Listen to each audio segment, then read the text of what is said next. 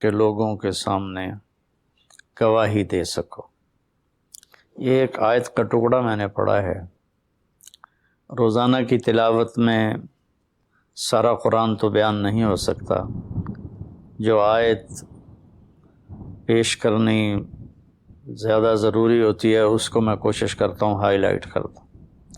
اس میں اللہ نے ہمیں زندگی گزارنے کا ایک پیمانہ دے دیا، ایک ترازو دے دیا ہے کہ ہم نے تمہیں اعتدال والی امت بنایا ہے۔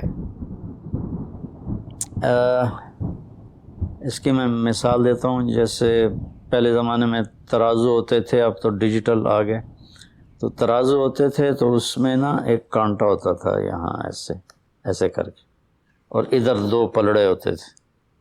تو جب وہ کانٹا بالکل درمیان میں ہوتا تھا، نہ ادھر جھکاؤ نہ ادھر جھکاؤ، تو اس کی اس حیثیت کو اعتدال کہتے ہیں۔ ادھر چلا جائے زیادہ تو بھی شدت پسندی، ادھر چلا جائے زیادہ تو بھی شدت پسندی۔ یوں ہو جائے دین میں بہت زیادہ، یہ بھی اللہ کو پسند نہیں۔ ایسے ہو جائے دنیا میں بہت زیادہ، یہ بھی اللہ کو پسند نہیں۔ اللہ تعالیٰ فرماتے ہیں کہ اپنی زندگی میں عدل پیدا کرو، انصاف پیدا کرو، اعتدال پیدا کرو، کہ جب دنیا میں لگو تو ایسے نہ لگو کہ تمہیں آخرت بھول جائے، تم جھوٹ کو حلال کر دو، سود کو حلال کر دو، وہ سارے حرام کو کرتے چلے جاؤ کہ جی ہم تو گناہ گار ہیں، ہم تو دنیا دار ہیں۔ یہ بھی انتہا پسندی ہے، یہ اللہ کو پسند نہیں ہے۔ دنیا کی طلب ایک بڑا عمل ہے۔ اللہ کے نبی کا فرمان ہے، من طلب الدنیا حلالا، جس نے رزق حلال کمایا، جس نے دنیا کو حلال راستے سے طلب کیا، اس میں جھوٹ نہیں، اس میں دھوکہ نہیں، فراڈ نہیں، اس میں سود نہیں، اس میں ظلم اور زیادتی نہیں، اس میں وعدہ خلافی نہیں، کسی غلط چیز کی تجارت نہیں، شراب بیچتا ہے یا ڈرگز بیچتا ہے، نسل کو برباد کرتا ہے۔ تو جس نے حلال راستے سے دنیا کو کمایا،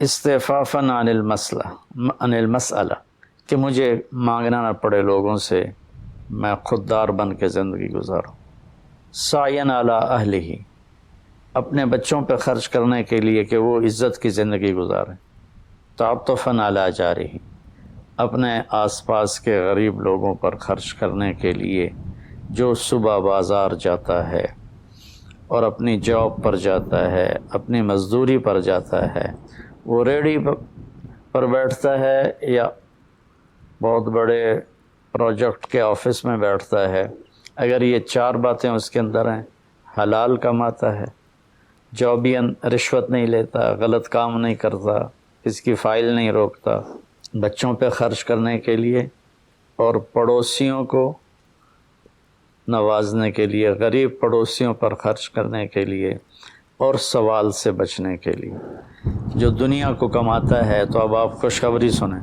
لقی اللہ تعالی یوم القیامہ وجہہ مثل القمر لیلۃ البدر، قیامت کے دن وہ اللہ سے ایسے ملے گا کہ اس کا چہرہ 14ویں رات کے چاند کی طرح چمکتا ہو۔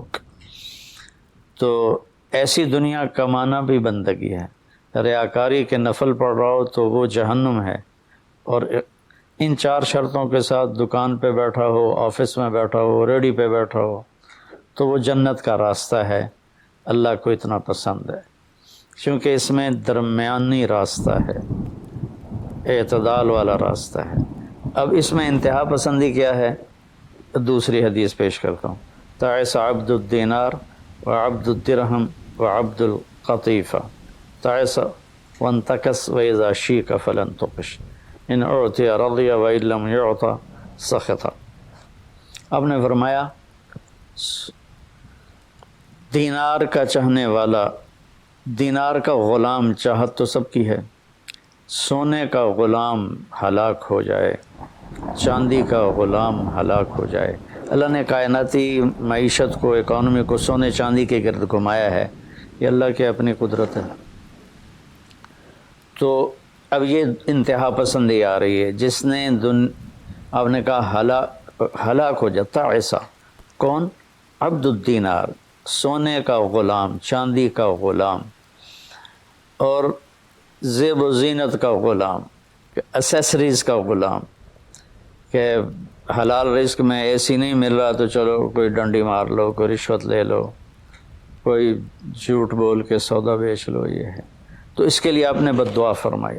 یہ بخاری شریف کی روایت ہے، آپ رحمۃ اللہ علیہ عالمین ہو کر آپ بد دعا فرما رہے ہیں کہ ایسے لوگ، چونکہ یہ لوگ جب دنیا میں جاتے ہیں تو اوروں کے حقوق مارتے ہیں، اوروں جو رشوت لیتا ہے وہ رشوت دینے والا پتہ نہیں کن مشکلوں سے اپنے کام کے لیے پہنچا ہوتا ہے، جس کو یہ دھوکہ دے کے مال بیچ دیتا ہے وہ پتہ نہیں کتنی مشکلوں سے پیسہ بنا کے مال لینے آتا ہے، اس کو یہ 2 نمبر ٹکا دیتا ہے۔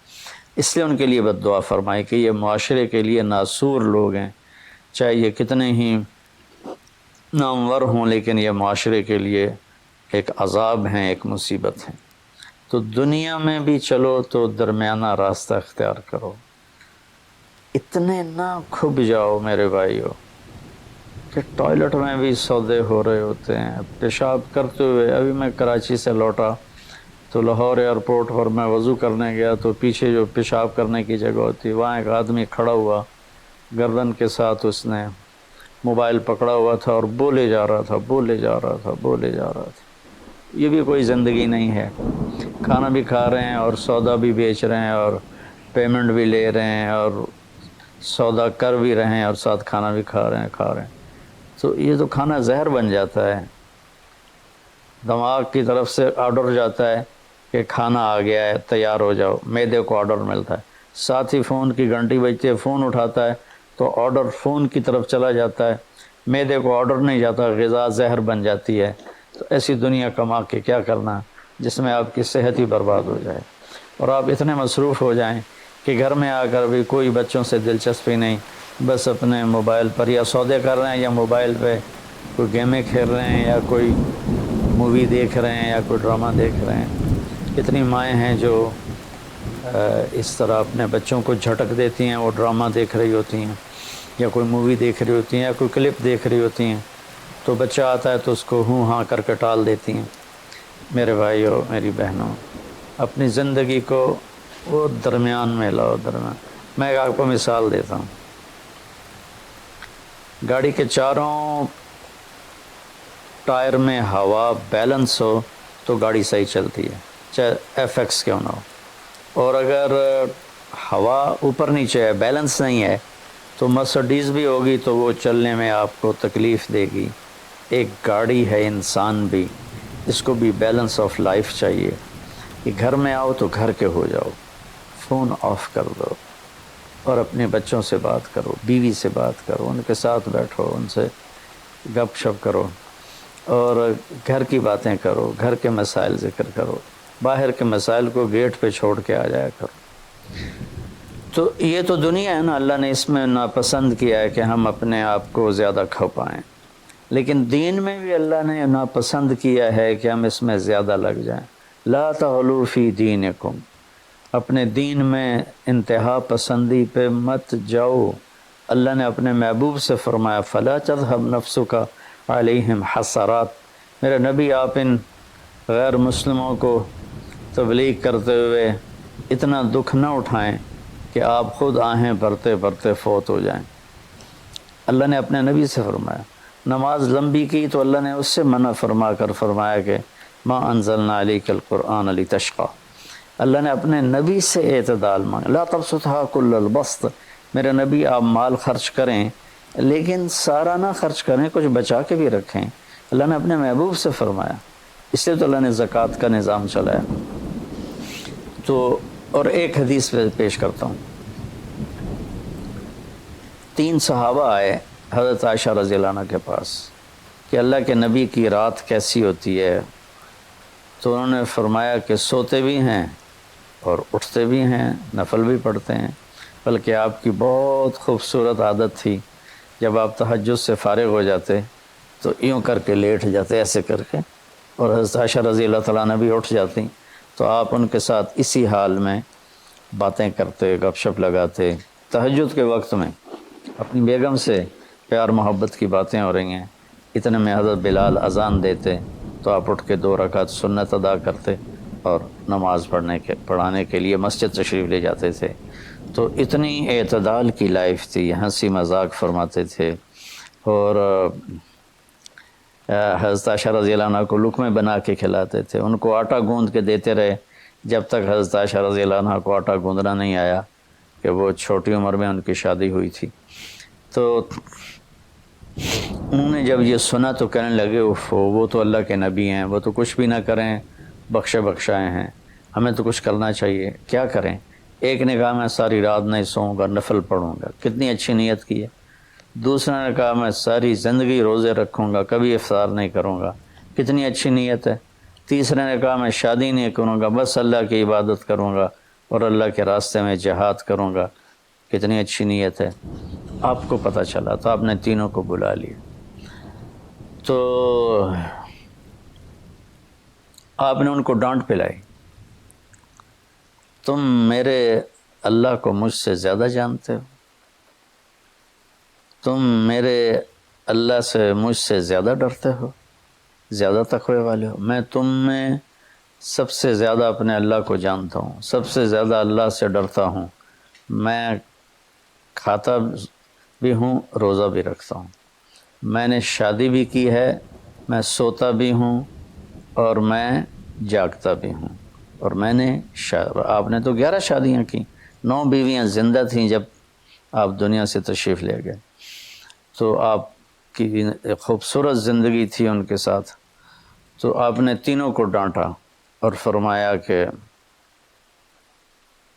اعتدال کے ساتھ چلو، جس نے کہا میں شادی نہیں کروں گا شادی کرے، جس نے کہا میں روزہ نہیں چھوڑوں گا وہ روزہ چھوڑے، کہ مہینے میں 3 روزے رکھو بس، 13 14 15، اور جس نے کہا میں رات سوؤں گا نہیں وہ آرام بھی کرے اور اٹھے بھی سے۔ تو یہ زندگی اعتدال والی، اللہ کا تو دین میں انتہا پسندی اچھی نہیں لگتی، اور اللہ نے اس کو رد فرمایا۔ ہمارے بعض نادان دوست قربانی کے نام پر پورے گھر کو اجاڑ دیتے ہیں، اور انہیں احساس بھی نہیں ہوتا کہ کتنا بڑا نقصان کر رہے ہیں۔ سب سے بڑا تقاضا اسلامی تاریخ میں جنگ بدر کا ہے، اس سے بڑا تقاضا قیامت تک نہیں آئے گا، کہ جن کے بارے میں اللہ کے نبی کی وہ گواہی ہے جو قیامت تک کسی کے لیے نہیں، ان تہلک هذه العصابۃ فلن تعبد، میرے رب اگر آپ نے اس جماعت کو ہلاک کر دیا تو پھر آپ کا نام لینے والا کوئی نہیں بچے گا۔ اتنی بڑی گواہی 313 کی، اور یہ اتنا بڑا تقاضا تھا اور اتنا بڑا یہ اس وقت اہم اور ضروری کام تھا، اور آپ نکلے، اور ذوالحلیفہ 7 میل دور ہے، جب وہاں پہنچے تو حضرت عثمان اور اسامہ رضی اللہ عنہما کو آپ نے واپس بھیج دیا، کہ آپ کی بیگم حضرت رقیہ رضی اللہ تعالیٰ عنہ وہ حضور صلی اللہ تعالیٰ علیہ وسلم کی دوسرے نمبر کی بیٹی تھیں، حضرت زینب پہلے نمبر پر، حضرت رقیہ دوسرے نمبر پر، ام کلثوم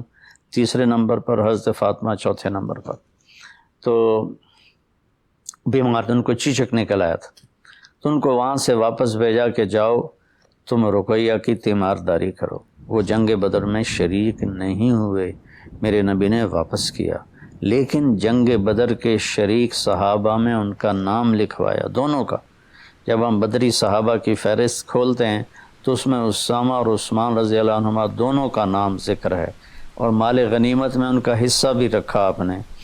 اتنے بڑے تقاضے کو آپ نے بیوی کی بیماری کی وجہ سے پیچھے کر دیا اور ان دونوں کو واپس بھیجا، اور رقیہ رضی اللہ عنہ کا انتقال ہو گیا۔ جب آپ واپس تشریف لائے تو وہ دفن ہو چکی تھی، تو آپ نے ان کی قبر پہ جا کر دعا فرمائی۔ تو میرے بھائیو، دین میں بھی اعتدال ہو، دنیا میں بھی اعتدال ہو۔ یہ رہبانیت تو نصارہ عیسائیوں میں تھی کہ شادی نہیں کرنی، نہانا نہیں، بال نہیں کٹوانے، ناخن نہیں صاف کرنے، پہلے، اب نہیں، پہلے جو قدیم عیسائی مذہب تھا۔ تو طبیعت میں اتنی شدت، غیر فطری زندگی، پھر وہ دوسرے طریقے سے اپنی خواہشات کو پورا کرتے تھے، تو اس سے میرے نبی نے روکا۔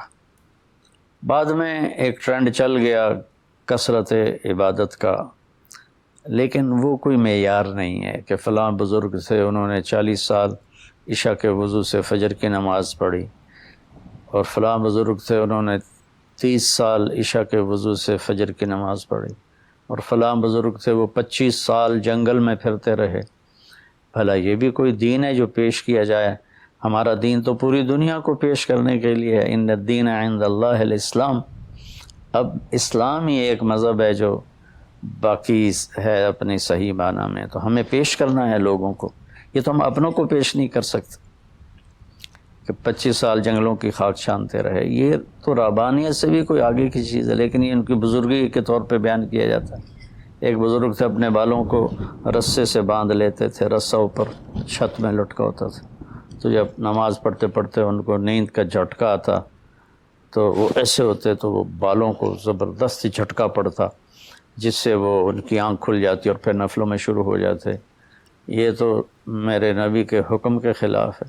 آپ نے فرمایا تم میں کوئی عبادت میں لگے جب تک وہ بشاشت ہے اور اس کو نیند نہیں، جب نیند کا سمجھے غلبہ ہو رہا ہے نفل چھوڑ کے جا کے سو جائے۔ تو بعد میں یہ ایسی چیزیں پیدا ہوئیں کہ سارا سال روزے رکھنا، اور کبھی ایسا کہ ساری رات جاگنا، یہ کوئی دین نہیں ہے، یہ وہ دین نہیں ہے جسے ہم پیش کر سکیں۔ ایک بزرگ کا انتقال ہوا تو میں تعزیت کے لیے گیا، تو ان کے بیٹے بتانے لگے کہ ہمارے والد صاحب صبح 3 بجے اٹھ کے نیچے اپنے کمرے میں آ جاتے تھے جہاں مریدین آتے تھے اور باقی جو ان کے اپنے علمی کام ہوتے تھے، اور رات 11 بجے واپس جاتے تھے۔ ساری زندگی یہ معمول رہا۔ یہ کوئی قابل ذکر بات نہیں ہے جس کو ہم بطور ایک نمونہ پیش کریں۔ میرے نبی نے اپنی زندگی کو 4 حصوں میں تقسیم کیا ہوا تھا، ایک حصہ لوگوں کے لیے، ایک بیوی بچوں کے لیے، ایک اپنی ذات کے کاموں کے لیے، آپ اپنے کپڑے خود دھوتے تھے، 9 بیویاں تھیں، آپ اپنے کپڑے خود دھوتے تھے، اور ایک حصہ آپ نے رکھا ہوا تھا اللہ کے لیے۔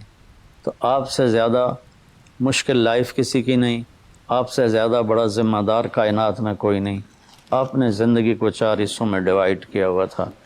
تو اگر ہم دنیا میں لگتے ہیں تو حلال حرام بھول جاتے ہیں، جھوٹ سچ بھول جاتے ہیں، دھوکہ دیانت کو بھول جاتے ہیں، اور دین میں لگتے ہیں تو بچے بیوی بھول جاتے ہیں، اپنے کام کاروبار بھول جاتے ہیں۔ آپ دیکھیں اصحاب صفہ وہ تھے جن کا کوئی کام نہیں تھا، لیکن 10 مبشرہ میں سے ایک بھی اصحاب صفہ میں نے، خلفاء میں ایک بھی اصحاب صفہ میں نے۔ اور اصحاب صفہ کوئی دینی تقاضوں کے لیے فارغ نہیں بیٹھے تھے، اصحاب صفہ کا ٹھکانہ کوئی نہیں تھا۔ جب صدیقی دور میں ٹھکانے مل گئے تو اصحاب صفہ بھی ختم ہو گئے۔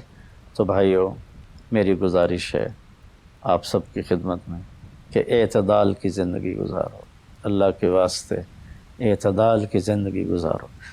ایک صحابی آئے، بڑے مالدار تھے، کپڑے ان کے پرانے بھی تھے اور بڑے گھٹیا قسم کے تھے اور میلے بھی تھے۔ آپ نے ان سے فرمایا کیا ہوا، غریب ہو گئے ہو؟ کہا جی نہیں۔ آپ نے فرمایا تو اللہ نے جو تجھے دیا ہے تو چاہتا ہے کہ اللہ تیرے اوپر اس کا اثر دیکھے، اٹھو جا کے کپڑے تبدیل کر کے آؤ۔ آپ نے ان کو واپس بھیجا، ان کے کپڑے تبدیل کروائے۔ تو یہ کہ کسی کو اللہ رزق دیتا ہے، وہ اچھے کپڑے پہنتا ہے، اچھی سواری استعمال کرتا ہے، اچھے گھر میں رہتا ہے، اپنا کاروبار دیکھتا ہے، اس کو دنیا داری نہیں کہتے۔ دنیا داری تو جھوٹ اور فراڈ اور حرام اور رشوت، جتنے غلط راستوں سے جو جانا ہے کاروباری زندگی میں، یہ دنیا داری ہے۔ عبد الرحمن بن عوف رضی اللہ تعالیٰ عنہ نے وراثت میں اتنا سونا چھوڑا کہ بچوں میں تقسیم کرنے کے لیے وراثت کو کاٹتے کاٹتے آریاں ٹوٹ گئیں۔ 1000 گھوڑے، 10,000 بکریاں اور 1000 اونٹ، یہ مال مویشی ان کے پاس تھے، اور زمینیں الگ تھیں، لیکن وہ 10 بڑے صحابہ میں ہیں، ٹاپ 10 صحابہ میں ہیں۔ تو بھائیو، رمضان کا مہینہ ہے، اللہ سے مانگیں کہ اللہ ہمیں اعتدال والی زندگی نصیب فرمائے۔ السلام علیکم ورحمۃ اللہ وبرکاتہ۔ الحمد للہ وکفی وسلام علی عبادہ الذین اصطفیٰ، وخاصة على محمد رسول الله صلى الله تعالى عليه وسلم. أما بعد فأعوذ بالله من الشيطان الرجيم. بسم الله الرحمن الرحيم. وكذلك جعلناكم أمة وسطا لتكونوا شهداء على الناس. اور ہم نے تمہیں اعتدال والی امت بنایا تاکہ تم دنیا کے لوگوں کے سامنے گواہی دے سکو. یہ ایک آیت کا ٹکڑا میں نے پڑھا ہے. روزانہ کی تلاوت میں سارا قرآن تو بیان نہیں ہو سکتا.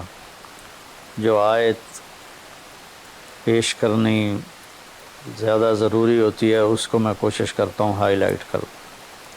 اس میں اللہ نے ہمیں زندگی گزارنے کا ایک پیمانہ دے دیا، ایک ترازو دے دیا کہ ہم نے تمہیں اعتدال والی امت بنایا ہے. اس کی میں مثال دیتا ہوں. جیسے پہلے زمانے میں ترازو ہوتے تھے، اب تو ڈیجیٹل آ گئے. تو ترازو ہوتے تھے تو اس میں نا ایک کانٹا ہوتا تھا، یہاں ایسے ایسے کر کے